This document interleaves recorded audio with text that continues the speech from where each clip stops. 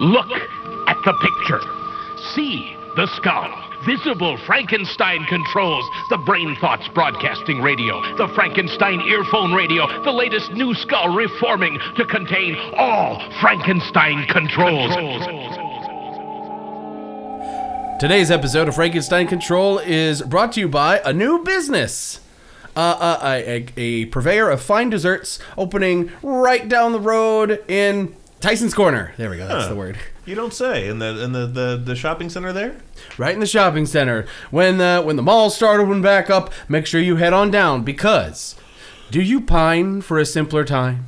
When the horses ran free over the Asiatic steppes and frozen yogurt came with all the trimmings. Well, you're no longer. If you want frozen yogurt the old-fashioned Mongolian way, right on down to Genghis Khan's Yurt of Gurt. That sounds wonderful. 1 in 200 flavors are direct descendants of Genghis Khan, so you know it's gotta be good. We got every topping the Silk Road can offer, from the Sea of Japan to the Mediterranean. Conquer your cravings today at Genghis Khan's Yurt of Gurt. Mongolian, get you some! He certainly did. Oh, he got plenty. He got a lot of some. Yurt of Gurt. What? It's a perfectly fashionable business name. Just referring to yogurt as just Gurt. Y'all want some Gurt? If I ever go into a frozen yogurt place again, which is probably never going to happen because I'll never set foot in a Sweet Frog ever, and the only frozen yogurt place I ever liked closed down. It's now literally called like Spider Learning or some shit like that. Spider Smart. Spider Smart. There we go. It's called Spider Smart, and I laughed at that name because it's like, who the fuck would call something Spider Smart? I would. Well, welcome to Frankenstein Control, everybody. I'm your host, T-Dog, the learned spider. To my right is Ada Ship. I'm Ada, the educated flea. And in front of me, as always, is B-Gert. I'm B-Gert. I guess I'm just a drone. It's Gert Rye. That's gross. All of the franchises of the Yurt of Gurt are owned by that guy's daughters who took them over. Do you know about that? No. How Genghis Khan, I think it was Genghis Khan, gave all of his made all of his daughters military and political leaders by. He was forward thinking in this manner, if you can call someone of that era of time forward thinking. Right. But he made so he would like marry one of his daughters to like an important political or military leader, and then he'd be like, "Okay, new son-in-law, you're off to battle with you, where you're immediately killed, and now my daughter's in charge of your shit." And then he did that with all of his daughters. Whoa. Dang. That's what we call a power move. Yeah. And like one of his daughters actually loved her husband, and like that husband died in a siege, so as like a recompense to the daughter who lost the husband that she loved, he like piled the severed heads of every man, woman, and child in that city. Oh my God. In a giant heap after taking it. And like, well, they fucked up your dude, so now I fucked up all of them. Who's laughing now? Not this them. Is for you, honey. She's like, "Aw, daddy." Thanks, daddy. Probably. Hey, man, it's, you gotta provide for your family. And if providing heads on pikes is what you gotta do, you gotta do. Yeah. I want to be that kind of dad, the heads on pikes kind of dad. Oh, God. Yeah, Murder Rye. Ah, good old Blood Meridian Rye. What was the stupid joke I made when we were watching was it Blade? No, it was Twilight. One of the less attractive when we were all watching the Twilight movies and laughing at him, one of the less attractive Cullens, I said he was the nerdy vampire Vlad the Inhaler. I made myself and Taylor laugh. I liked it. I thought it was a funny joke. All the other vampires, what's it they always say? They dump his books and throw him in the girls. But what is it they always say on Mystery Science? Stuff him in the locker. Yeah. No, dump his books and drag him around the track. That's what it is. Dump his books and drag him around the track. Yeah, he looked very goofy. That one, I know who you're talking about, and he was a very goofy looking fellow. I must say, he looked fake. Like he wasn't a real person. He was deep a deep fake into the movie. But like a 2007 deep fake. So bad wig. Not very good. A bad wig and Jenko jeans. He didn't have Jenko jeans. The movie would have been better if somebody had them. Yeah. Oh my God. What if Edward, What if Edward Cullen had Jinko jeans? And he was played by Fred Durst. You know who has there's Yo, Bella, you looking like a fine bitch. Oh god. Oh, that horrible brand of what was that genre of music called where they did that? Because I feel like I don't want to step on anyone's toes here and piss anyone off because I still sort of like Linkin Park, but Linkin Park was sort of dabbling in that area too at times. Yeah. I don't know what that genre of early aughts music was, but it died out really quick. Yeah. Was it nu metal? Angry white boy rock. Sure. Yeah. Angry white boy rock. We'll call it that, but oh my god. No, there is an artist who's a really good musical artist, by the way, called Oliver Tree. Mm-hmm. I found out who he is because he came up like randomly in one of like Lissa's music shuffles that she has. He's apparently pretty well known with the youths. We're just old and out of it. We've known this. This is My news to prostate. no one. It's pretty soon, buddy boy. We're gonna have to be getting those checks. Oh yeah. It's gonna be a bad time. Oh, thanks, Doc. You're welcome. Why are both your hands on my shoulders? Da da da da da. Boomer humor. I forgot what I was. My talking doctor fucked my ass. Isn't it funny? about. It's funny if it was Dr. Phil. It's going to a lot of weird places. Dr. Oliver Phil Tree. fucked my ass. Dr. Phil, your ass was. I'm gonna Dr. Phil your ass. It sounded like Hank Hill. Bobbit. I mean, it's like a Texas accent, right? So it's close enough. It is actually accurate. Yeah. So. He is from Texas. I just pictured one of those really bad romance novel covers called that, Dr. Phil. Dr. Phil, your ass.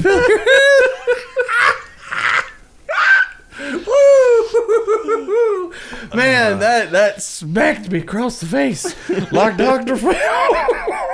Like Dr. Phil's huge unleashed schlong. Dr. Phil likes it rough. Here's I want to show you my 5-foot dragger.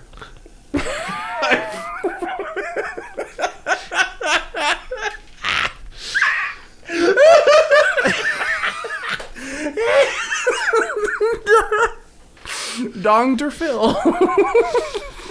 When I walk naked on the beach, there is a line in the sand between my footprints. They call me the Centaur of Texas.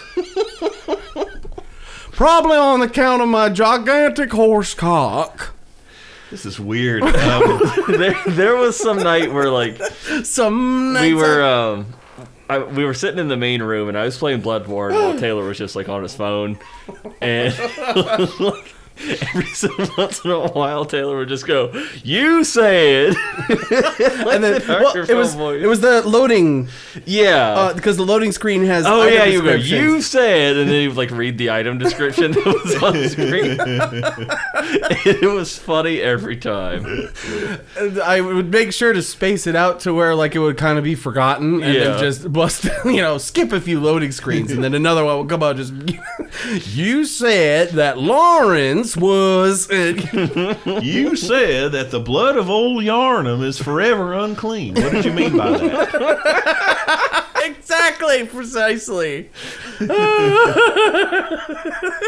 Well, I have someone here to talk to you.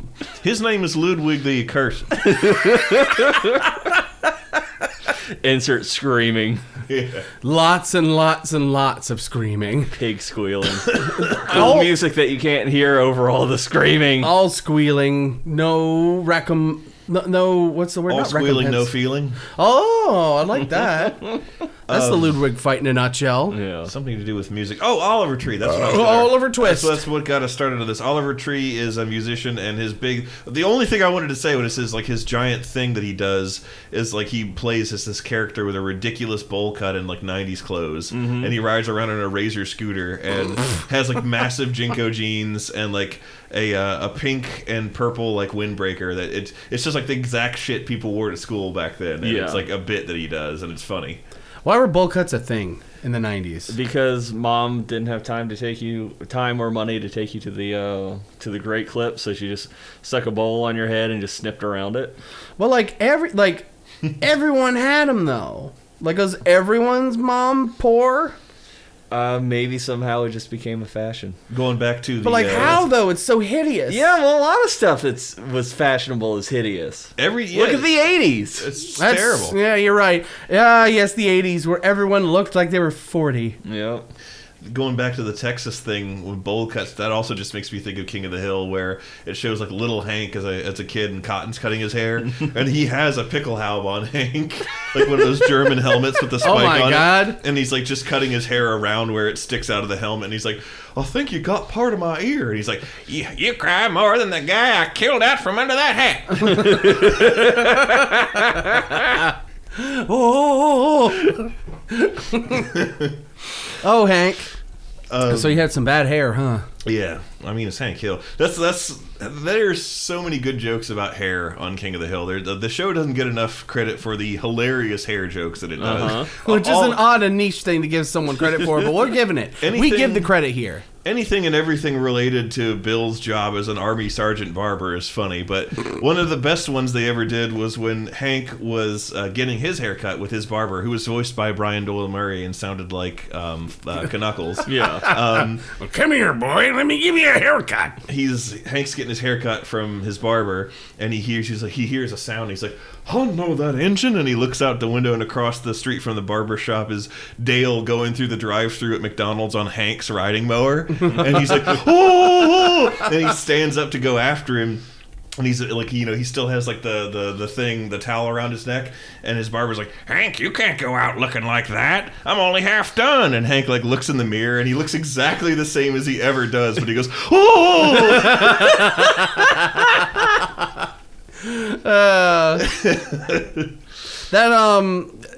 I've never had short hair. Like ever, or at least never maintained short hair.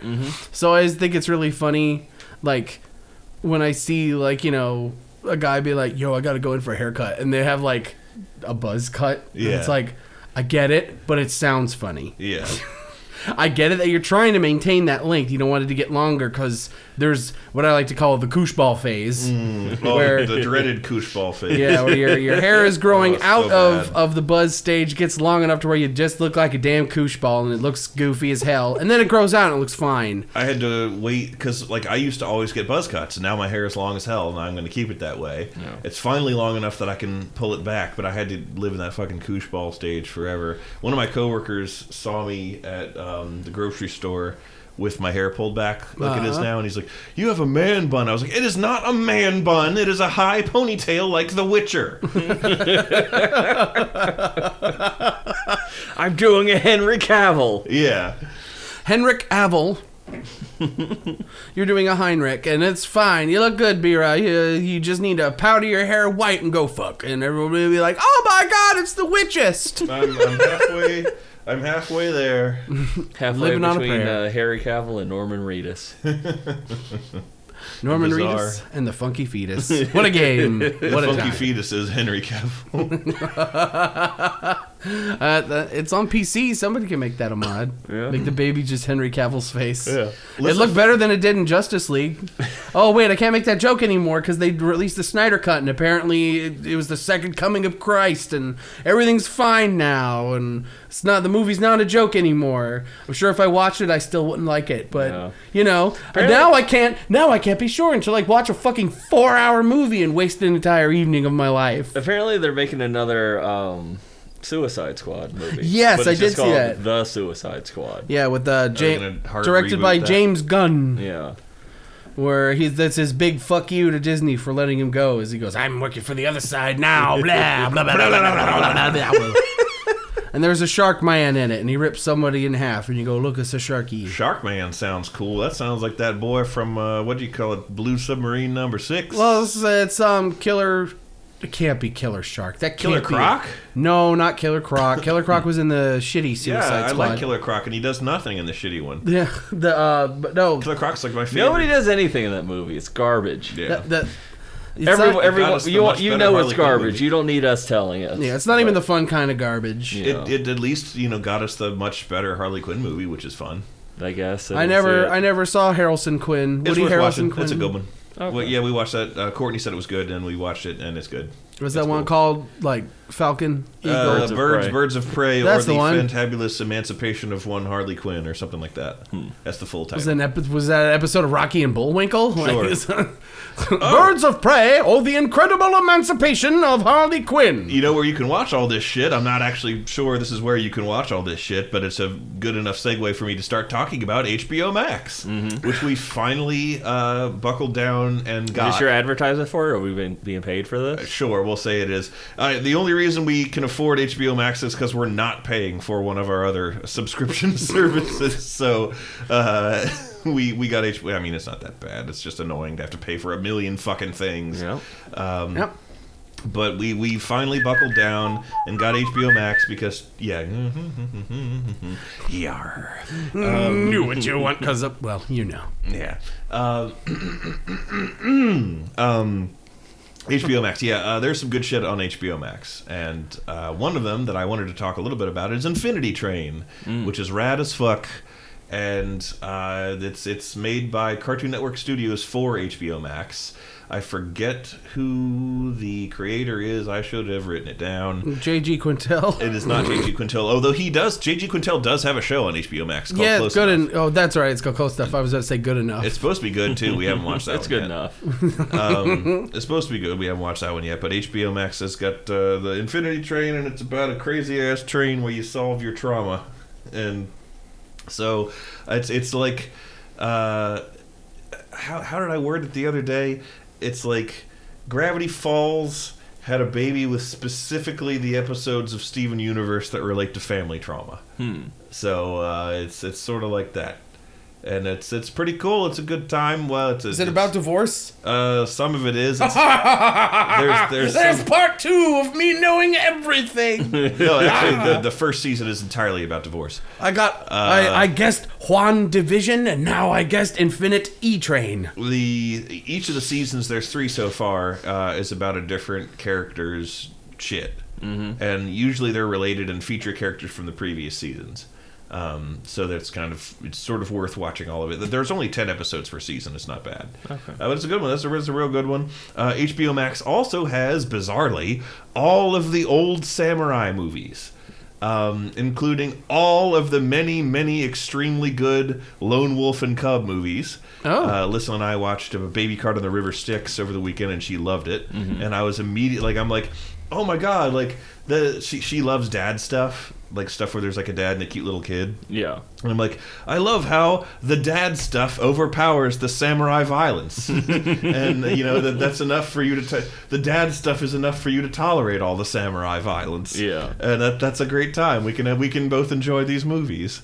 And I'm able to sort of fill her in because I've read a lot of the comics. And then it also has Hanzo the Razor. I was about to say, you could sneak in Hanzo the Razor and say it's Lone Wolf and Cub. I don't want to. Yeah, he's Lone Wolf and his cub is his wang.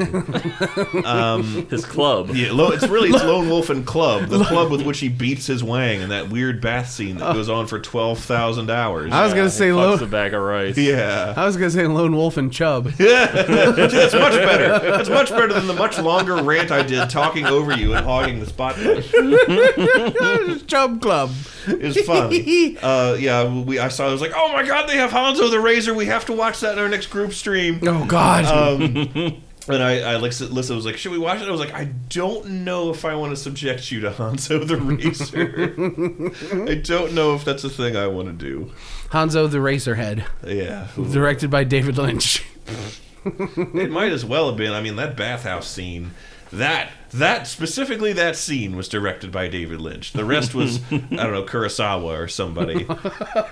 And then David Lynch will get pissed off if you watch Hanzo beating his dick on a phone.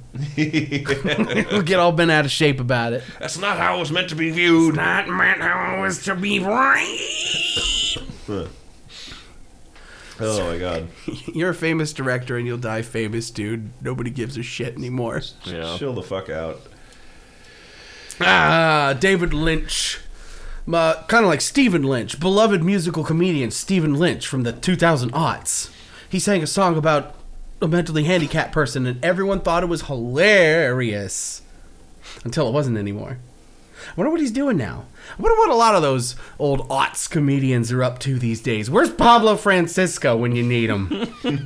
What's he up to? Is he doing the same 3 jokes? You know who dropped off the face of the earth is Ray William Johnson. Oh, good. My God. I am not sorry about that. No, I'm not either. He got hit. He got his money. He left. He's probably like Rick Moranising it up. So somewhere he's raising a family. Maybe he is. Burping a lot.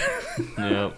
Losing his wife to cancer. Oh my God. Rick Moranis lost his wife to cancer? I think so. That's like why he quit acting. Fuck. I thought it was to be with his family. I didn't know it was to be with his family because they're dying. Maybe I'm getting it mixed up with someone else. But like Nicolas Cage.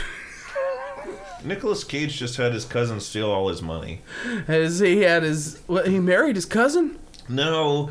Nicolas Cage was in a bunch of bad movies because one of his relatives, who was his accountant, embezzled all his money. Oh my God. And so then he needed work so bad he couldn't say no to a project, which is why he was in so many really, really shitty movies, and it made his career get typecast as the bad movie actor, despite the fact that he's not a bad actor. Yeah, he just got good actor. typecast in a bunch of shit because he couldn't say no to anything for a while because his cousin stole all his money. And then he was in The Color Out of Space, which keeps popping up in my YouTube feed. Ooh, damn. It's not good. The original story is. That's really creepy.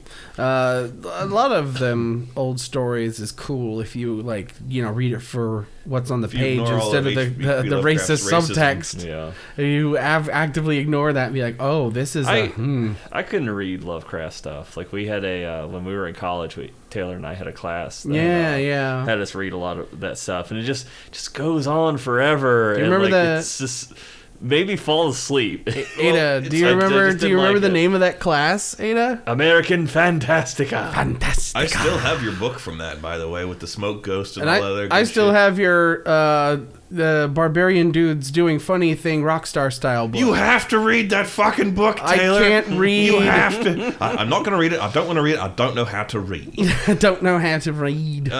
You have to read that book. It's I know. the most you book that ever was written. It's so fucking good. Every time I read a book, I fall asleep. Well, the book in question is called Kings of the Wild, and it's a fucking fantastic fantasy book. Wait, is that the one you gave to me too? Yeah, both of you should read it. Oh, no, I probably gave it to you because I'm like, I can't read books anymore. I just fall asleep. Both of you would enjoy it. I'll read like a chapter every 6 months. Just read it. It's always that Stephen King book. It's so good. I know it's good, but like my attention span. You gotta work video on that games. Shit. I make time for both, but then again, I only play Skyrim. I fall asleep. Exactly. It's involuntarily. Exactly, it's involuntary. If I read something, I'll fall, like on a book. I can read on the screen pretty well. You got sleepy ass bitch disease. I do. That's why I made that joke about your girlfriend when she posted the picture of you and you looked like completely rigid in the picture, and I was like, oh God, is she filming Swiss Army Ada? Because Ada's just laying there like a corpse, and I know she's probably farting, and that's everyone. She does those things all the time, and everyone would think nothing was amiss. It's true. If they saw Jen doing that and puppeting you around, they'd be like, "Oh, well, I mean, she always has to do that. You can't get Ada out of bed half the time unless you puppet her around like a corpse." So that's what we have to do to get the show started. Yep. God, you know what I want? What?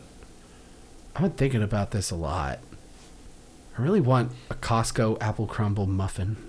I never had one, but I want some of that Costco tea. So, I want a big muffin. I've just been thinking about a big muffin. I don't know. This is apropos. This isn't leading to a gag or anything. They have big blueberry muffins at Sheetz. Yeah, but I mean like a big ass muffin. A big ass fuck muffin. Where you're basically just eating an entire shortcake and calling it breakfast, and it's acceptable for some reason. Yeah, it makes no sense that muffins are breakfast food when it's just cake. It's just cake. It's just cake for breakfast. The only thing it's missing is a fucking icing on the top. I could only see the thing is that like stuff like that gets me to eat breakfast because I can't eat in the morning. Like I get sick if I eat breakfast too early, or I feel sick. It's just a bad time. So I have to eat things that are ridiculously appetizing at all times, and that is the only way I could get myself. Like my dad in like high school, he would let me have hot dogs or ice cream for breakfast. Oh my god! And he's like, and it was literally just because like that was something I liked enough that I could actually eat, like overcome how sick I felt to eat some. Yeah. And he's like, if you're getting fuel in your body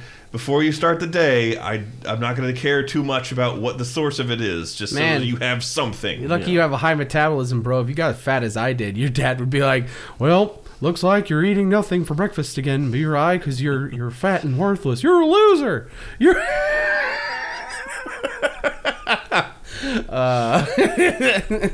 I'm sorry, I'm having some projection flashbacks here. I'm working on it though. Finally, Hank Hill makes fun of you. ASMR. That's why I'm thinking about horrifically bad for you muffins, because I've been monitoring what I eat, and I've been exercising a lot, and trying to make some positive changes in my body, because I'm tired of being fat and gross all the time. Yeah. So I'm doing it for real. I made some of those choices myself. I made a chili. I made chili last night, but it's like 80. Whoa! It's like 80% vegetables. That was the doctors telling you you'll have cancer. Yes.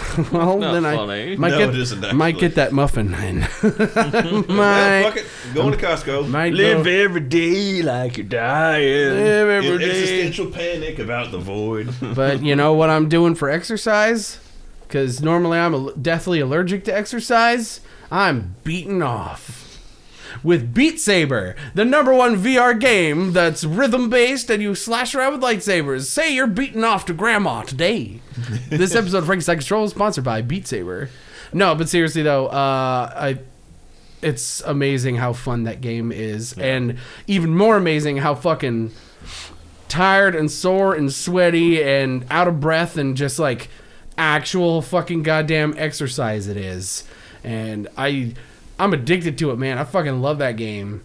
Like, before you got here, I played a little bit. That's good. That's your new fall down time. It's my new fall down time, but there's no noises. Yeah. It's all in the VR helmet, so Ada doesn't have to get worried about me. It's great. Taylor took his desktop out into the main room when Jen was over, so all three of us were playing it. Yeah. Nice. It's really fun. I bet I would like it. I'm sure I would. Beat Saber party at my house. We also bought Job Simulator, and that's really fun as well. Especially the food one. The food one is definitely the best one. I played the Office one, and that was fun just because of the copier machine. There's one where you have an office job and you have like a photocopy machine, and if you put anything in it, it'll copy it. And I like really wanted to test the limits of that. So like you get money at some point and it'll like it doesn't copy the money properly. It gives you fake money. I think, what if I put my hands on it? And it copies your hands. So like, what if I put my head on it and it prints out a brain? That's just crazy. So I just did that repeatedly and had like 5 brains in my little cubicle. Sort of like Skyrim and duplicating items and filling people's houses with watermelon or skulls. Or bees in a jar. I love that jar of There's a bunch of insects in jars in that game, and you can collect them all, and I always collect them as pets in my house. Aw. There's a butterfly, a bee, and a lightning bug. And you set them up all nice on like shelves and tables and shit. But since it's a Bethesda game, you leave your house and when you come back, all the items explode off of the surfaces. And you're like, cool. So glad I spent an hour trying to get those set up. Neat. Yeah. Well, if we have a few very, very brief minutes, because we mentioned fantasy books earlier, I started a series called the Gentleman Bastards series, the first book of which is The Lies of Locke Lamora, and it is a fantastic, extremely fucking fun crime caper in a medieval fantasy setting. It's actually more Renaissance than medieval, because it's like brightly colors and in kind of like Italian Renaissance-y kind of feels. But it's like a high fantasy... It's not supposed to literally be Venice. It's just a city inspired by Venice, like Water 7. Yeah, but it's like this high fantasy version of Venice with these elven ass like towers and shit. Elven ass. I might be interested in this book. Yeah, but it's like the leftover, sort of how like a lot of the cities in The Witcher have like leftover elven architecture because that's who lived there first. It's like Venice with these huge glass elven bridges and towers and shit. Purdy. It's always elves. And it didn't come out and say they're elves, but they're probably elves. And it wasn't human. And the main guy runs a gang of criminals with his 4 or 5 closest friends and their intern, who's a 12-year-old. And the extent of the schemes that they go to rob the rich people of the city is just so much fun. Ed, and Eddie in Fantasy World. It really is, and it's a really, really, really, really good time, and it's a lot of fun. So you heard it here, folks. Go ahead and pick up a copy of Candle Cove. Yes. Watch it on the Sci-Fi Channel with the Tooth Boy. Tooth Boy. The Sci-Fi Network actually made Candle Cove, like the Candle Cove story. They filmed a series of that. Yeah. And there's a weird tooth boy in it who's made out of teeth. Oh, right. God, it's been forever since I've heard the actual Candle Cove story. I forgot there was a tooth boy and like a skull man, a skeleton. Yeah. There's Mr. Skeletal, and he goes. Yeah. That part's not true. That's just me. Don't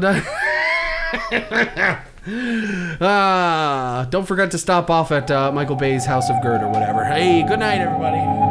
Now even you know I am a menace. I hand you the secrets to save the entire human race and the entire universe.